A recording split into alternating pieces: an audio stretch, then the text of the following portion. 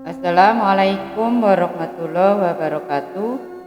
Apa kabar teman-teman pusaran misteri? Semoga selalu sehat dan selalu dalam lindungan Allah Subhanahu wa Ta'ala. Kali ini saya akan menceritakan kisah lanjutan Ngunduh Jiwo Part 5 yang ditulis oleh Restu Wiraatmaja di akun Twitternya. Nah, teman-teman yang ingin membacanya secara langsung, sudah saya sertakan linknya di deskripsi di bawah ini. Langsung saja kita simak ceritanya bersama saya, Yulia.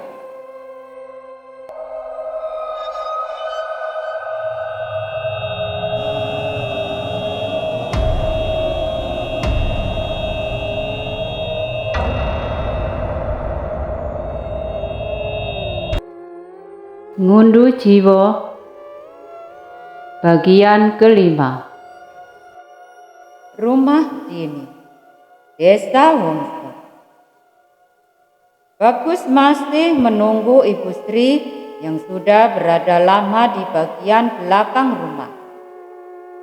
Ia tidak mengetahui apa yang terjadi kepada calon mertuanya tersebut tatkala demit manten menuju ke arahnya.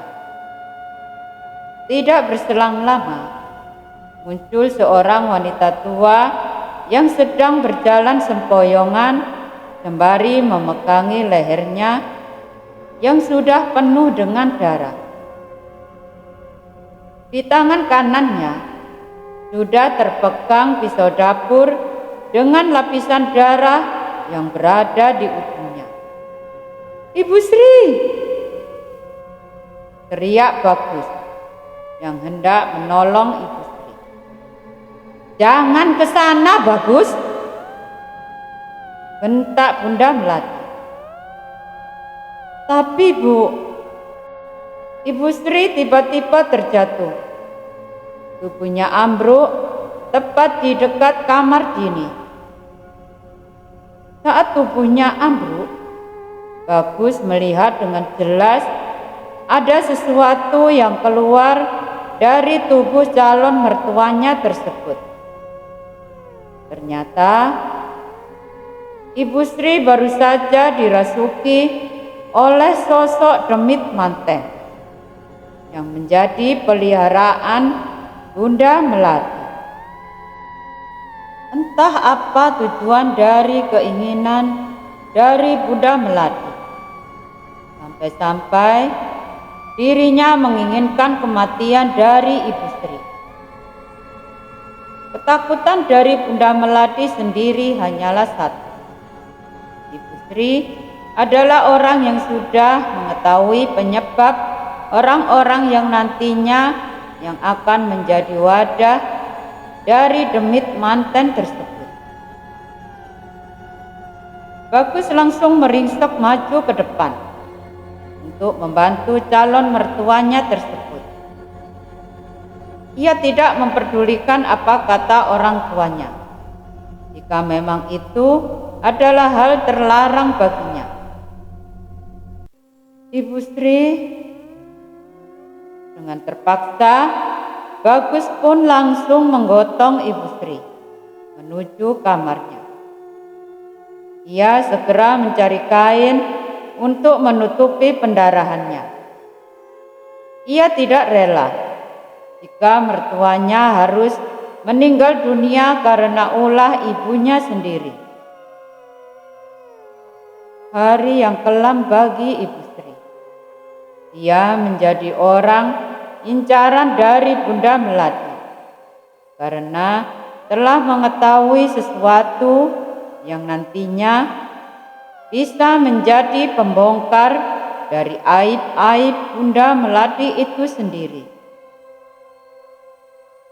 Setelah pendarahan Ibu Sri terhenti, Bagus meninggalkan Ibu Sri seorang diri di dalam kamarnya.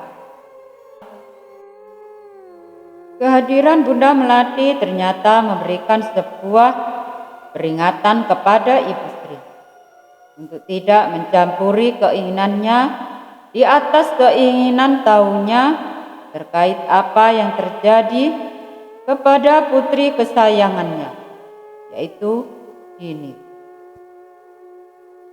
Sebelum meninggalkan rumah Ibu Sri, Bunda Melati berjalan ke arah kamar Dini. Ia kemudian membuka pintu kamar Dini. Saat pintu kamar terbuka, Bunda Melati langsung tersenyum, begitu menatap cermin. Dia sedang melihat seorang pengantin yang sedang merapikan rambutnya dengan menggunakan sisir yang sudah dilapisi dengan serbuk melati. Tinggallah di sini lebih lama, sampai hari pernikahan tiba, Rahayu. Sebentar lagi aku akan mendapatkan penggantimu, ujar Bunda Melati. Mereka pun pergi meninggalkan Ibu Sri seorang diri di dalam rumah. Sembari berjalan ke arah mobil, Bunda Melati pun menaburkan melati ke sekitaran jalan. Ia merasa jika hari ini sangatlah indah. Ia bisa melihat tetesan darah yang bercampur dengan harumnya melati. Suatu saat, melati-melati ini akan berubah warna menjadi merah merona. Layaknya darah, setiap orang yang terikat akan terperangkap, ucap Bunda Melati dengan senyum misterius. Ritual tengah malam. Ibu Sri masih terkapar dalam tempat tidurnya.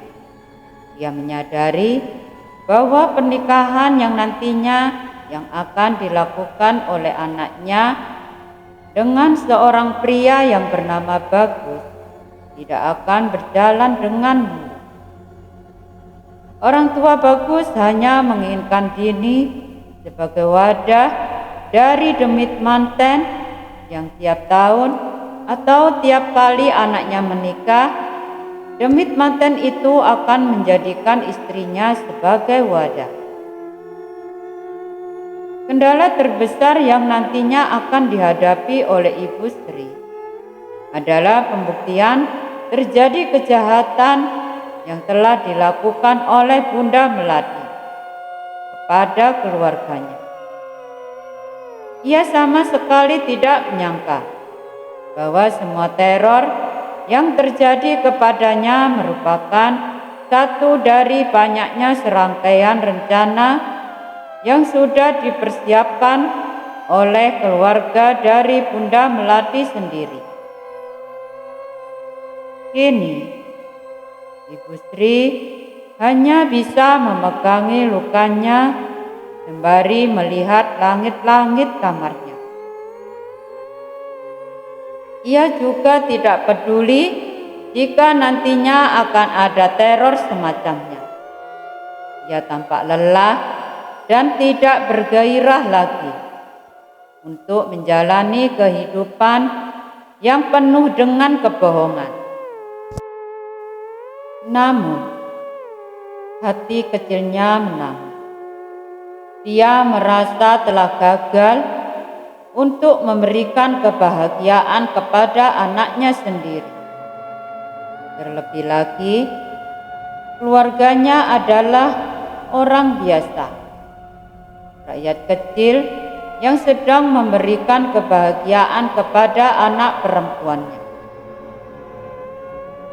Saat di mana Ibu Sri sedang memikirkan sesuatu, dia berencana untuk mencari cara agar bisa menghentikan ini semua dengan cepat. Sisir dan melati, ucapnya sambil meneteskan air mata. Perlahan ia membangkitkan tubuhnya yang masih terlentang di kasur. Ia berusaha menarik semua beban rasa sakitnya. bagian kepala yang sudah terluka ini berganti kepada bagian leher yang memiliki luka dengan fatal. Aku harus membakar semuanya. Ibu Sri menengok ke arah jendela kamarnya. Masih ada waktu untuk bisa menghentikan ini semua.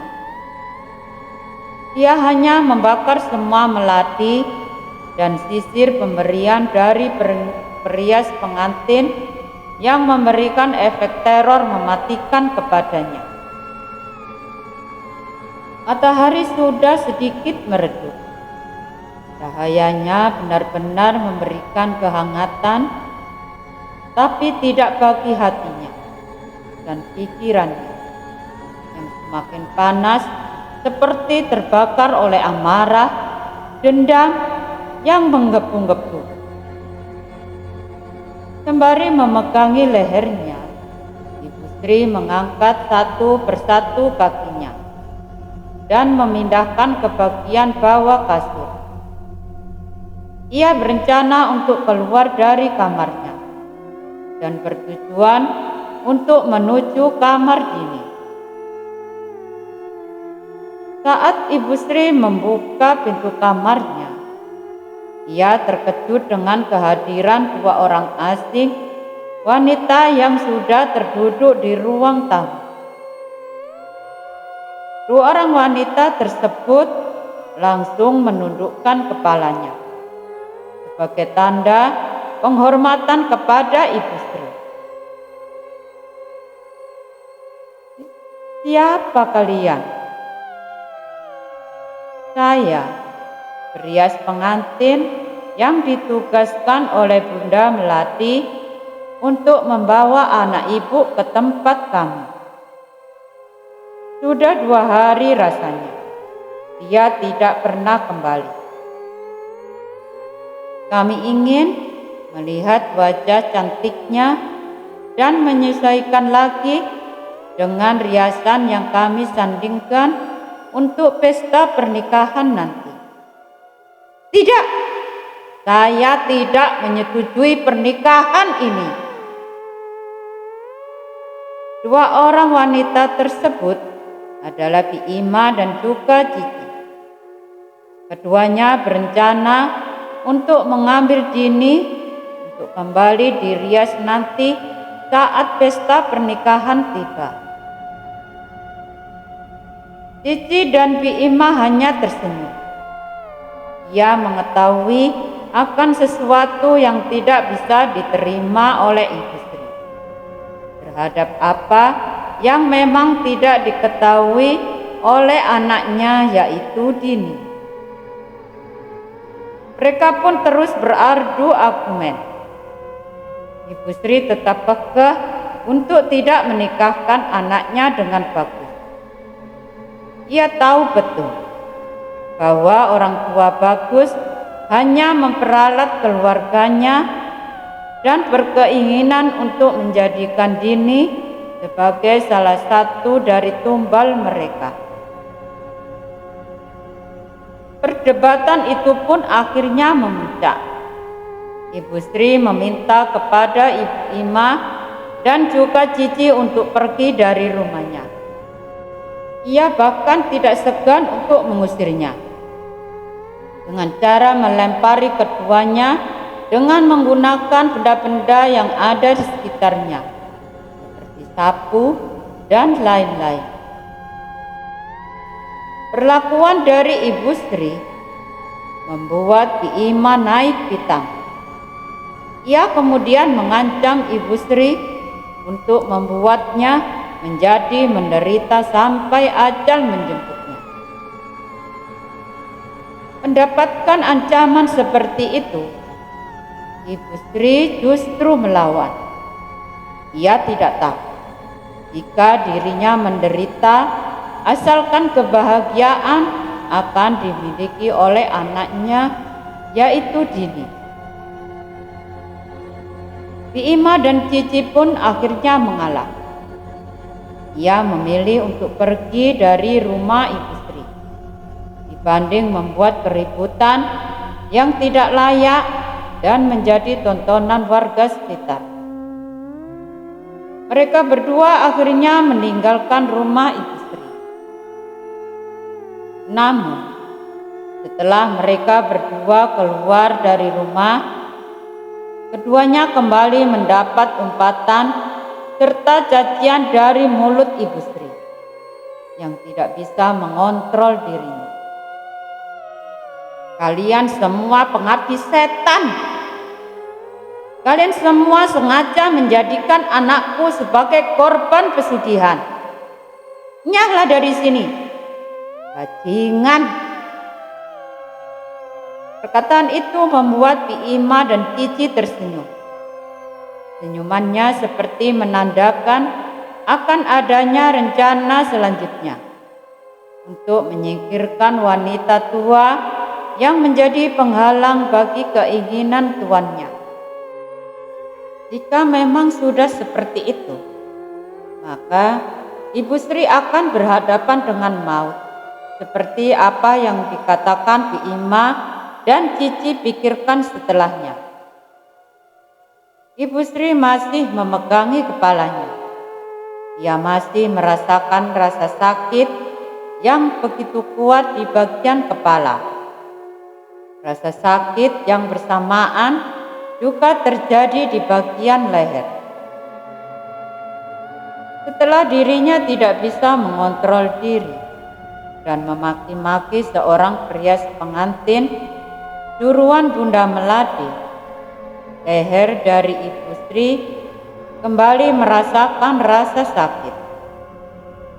Ia hanya bisa bersandar di depan rumah sambil menunggu Dini dan juga suaminya. Dan tidak berselang lama, Pak Terjo dan Dini pun kembali ke rumah. Mereka berdua terkejut saat mendapati Ibu Sri sedang bersandar di pintu rumah dengan rambut yang sudah acak-acakan, ditambah dengan luka di bagian leher.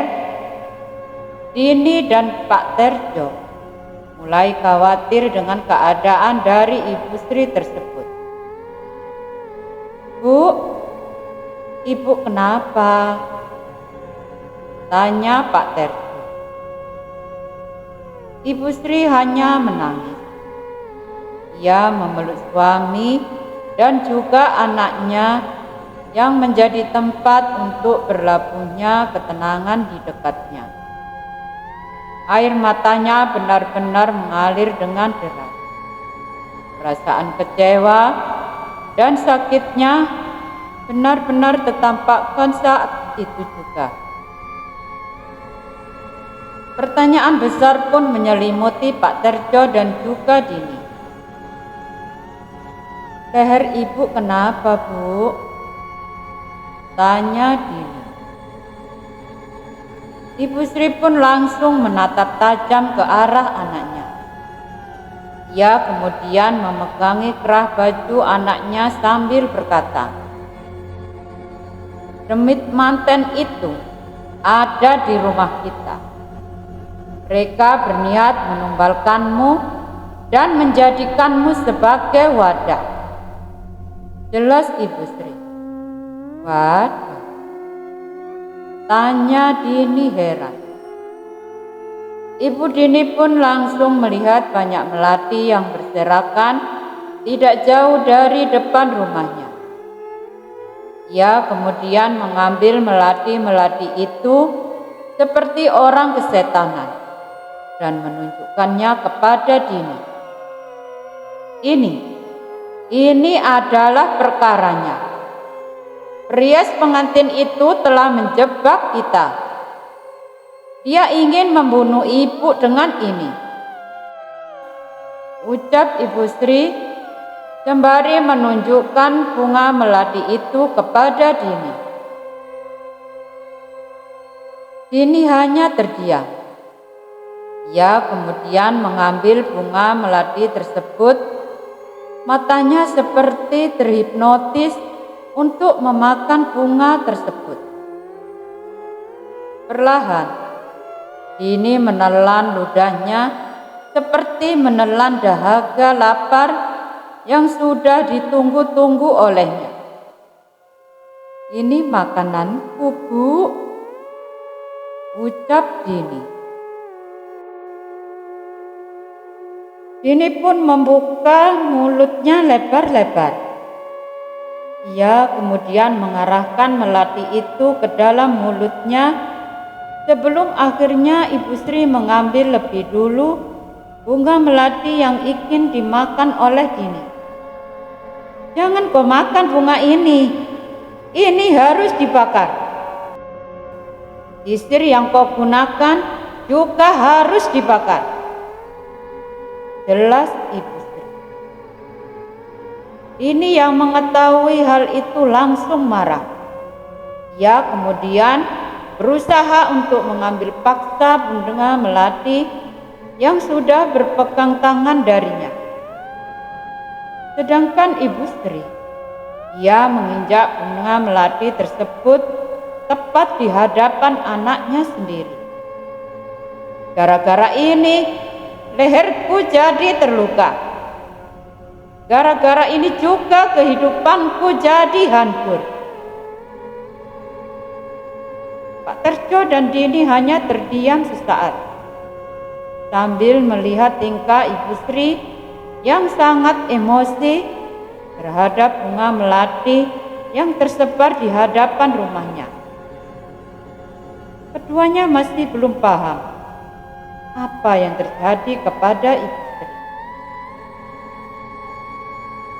Namun, dari raut wajahnya yang penuh kekesalan, Pak Terjo dan Dini merasa ada yang tidak beres dengan ibunya.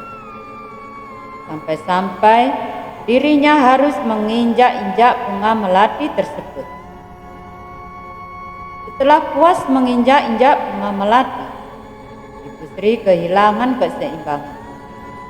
Ibunya tiba-tiba terjatuh. Ibu Sri kembali pingsan. Mukanya semakin pucat. Sepertinya Ibu Sri kelelahan. Mental dan fisiknya benar-benar diserang beberapa hari ini. Mungkin penyebab dari semua adalah ketakutan yang dirasakan oleh Ibu Sri sendiri. Pak Terjo segera mengangkat tubuh Ibu Sri ke dalam kamar. Ini masih berada di luaran rumah. Ia masih menatap bunga-bunga melati yang diinjak-injak oleh ibunya. Seakan kebiasaannya yang sudah mendarah daging, Dini segera berlari ke tempat di mana bunga melati itu diinjak-injak. Ia kemudian mengambil satu persatu melati itu, lalu melahapnya seperti orang yang sudah kelaparan. Allahu Akbar, Allahu Akbar. Waktu maghrib berkumandang. Orang-orang di desa Wongso segera masuk ke dalam rumah. Mereka tahu jika waktu maghrib adalah waktu yang sangat sakral, melebihi waktu-waktu lainnya. Keadaan Ibu Sri sedikit membaik. Ia hanya perlu beristirahat dan diberikan perawatan yang terbaik. Pak Terjo mengundang salah seorang ustadz yang memang berasal dari desa sekitar. Katanya, ustadz tersebut pernah mengobati orang-orang yang memang mendapatkan gangguan yang sama seperti terjadi kepada Ibu Sri. Saat di mana sang ustadz ingin memasuki rumah, ia merasa ada gesekan energi dari dalam rumah tersebut. Menurut ustadz, Ibu Sri mengalami gangguan gaib yang mungkin saja disebabkan oleh sesuatu yang berada di sekitaran rumahnya. Sudah berapa lama teror ini terjadi? Tanya Ustadz tersebut kepada Pak Terjo. Kira-kira sudah 2 hari ini, Ustadz.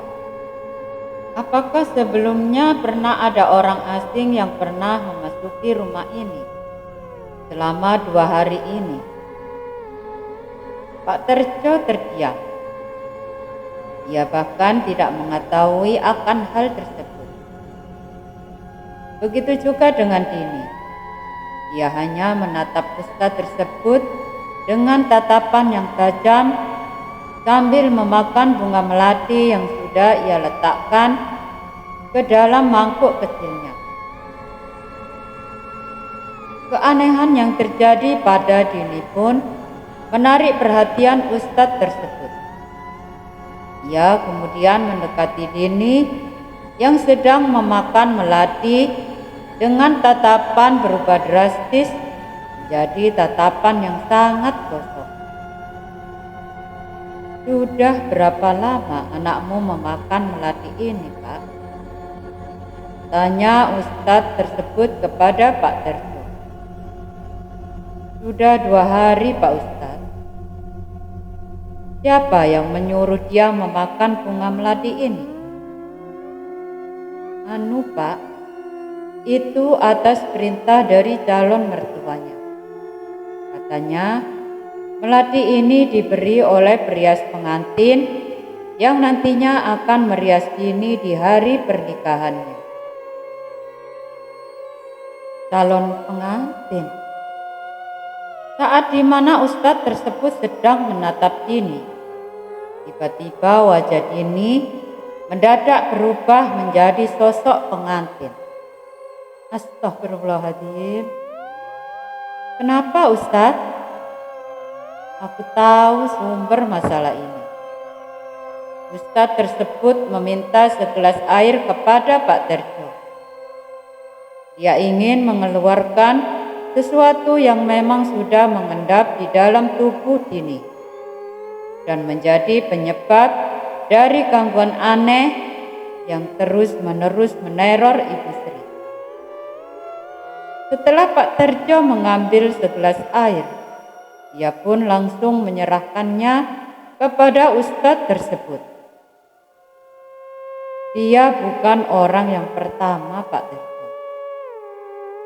Maksudnya, Ustadz, nanti Bapak tahu setelah saya mencipratkan air ini ke wajahnya. Tapi sebelum itu tolong tutup kamar istri Bapak. Pak Terjo pun langsung menutup pintu kamar istrinya sesuai dengan arahan ustadz tersebut. Ia tidak tahu apa yang sedang dirancanakan oleh ustadz tersebut. Sampai-sampai harus meminta kepadanya untuk menutup pintu kamar istrinya. Mulut ustadz tersebut membaca sesuatu seperti doa khusus yang berguna untuk meruqyah seseorang yang memang sedang berada di dalam gangguan. Tidak berselang lama, ustadz itu mulai mencipratkan air ke wajah Dini, dan hal yang mengerikan pun terjadi. Tiba-tiba lampu rumah menjadi mati. Angin bertiup dengan kencangnya hingga membuat jendela rumah menjadi terbuka. Dengar suara-suara aneh dari luaran.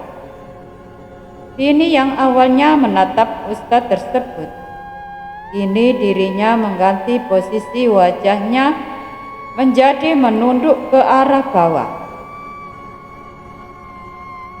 Sang ustadz seperti mengetahui sosok yang merasuki tubuh Dini. Dia yakin sosok yang sama pernah dia temui, namun dengan wadah atau orang yang berbeda. Assalamualaikum. Ustadz itu memulai pembicaraan dengan menyapa sosok yang merasuki Dini.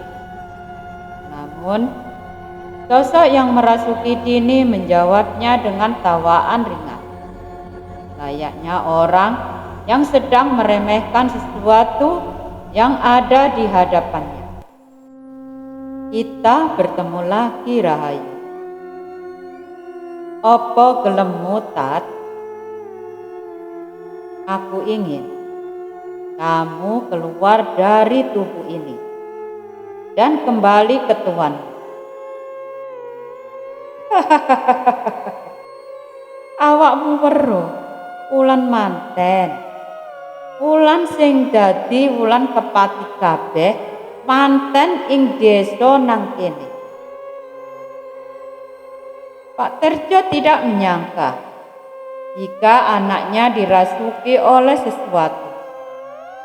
Jika memang ini benar adanya, maka apa yang terjadi kepada istrinya adalah karena ulah sosok yang merasuki tubuh Dini. Jadi, opo karepmu? Tangan-tangan Dini mulai mengeluarkan urat-uratnya. Dia seakan benci dengan ustadz yang ada di hadapannya. Dia pun langsung mengarahkan tangannya ke wajah ustadz tersebut dan mencengkeramnya dengan kuat. Ojo melu-melu maring urusanku. Sang ustadz berusaha melepaskan tangan yang mencengkeram wajahnya dengan kuat. Pak Terjo ingin membantu ustadz tersebut. Namun, anehnya, dia langsung terpental seperti ada sesuatu yang melarangnya untuk mendekat. Ojo ganggu ritualku. Sosok yang merasuki tubuh Dini kembali memberikan ancaman. Kali ini dia mengancam kepada ustadz tersebut untuk tidak mengganggunya tepat di malam ritual tiba. Namun, lagi dan lagi, sang ustadz hanya membaca zikir sembari menahan tangan dari Dini yang dengan kuatnya mencengkeram wajah sang ustadz dengan sangat kuat. Ojo jumput tumbalku. Saat kalimat itu diucapkan, Pak Terjo langsung terkejut.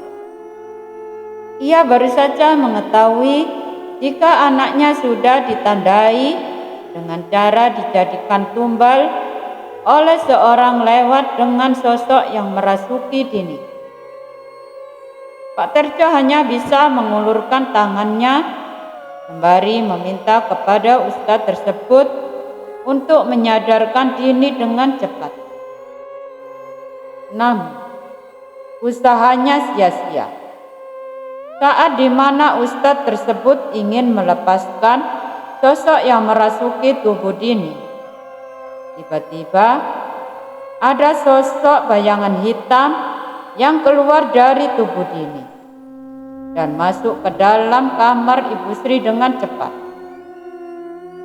Saat ustadz tersebut ingin mengejarnya, pintu kamar mendadak tertutup dengan sendirinya.